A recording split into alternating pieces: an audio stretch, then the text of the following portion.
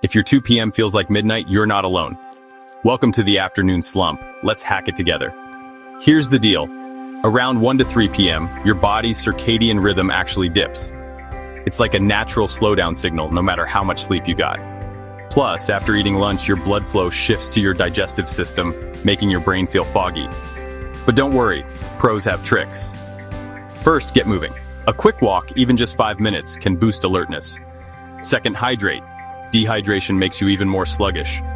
And swap out that third coffee for a glass of water or a piece of fruit. Top students also schedule tough tasks for the morning when your brain's fresh. Save lighter work for the slump.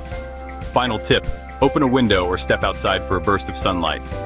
It tells your brain it's time to wake up. So next time you're fighting the afternoon crash, remember, science has your back, and now so do you. So do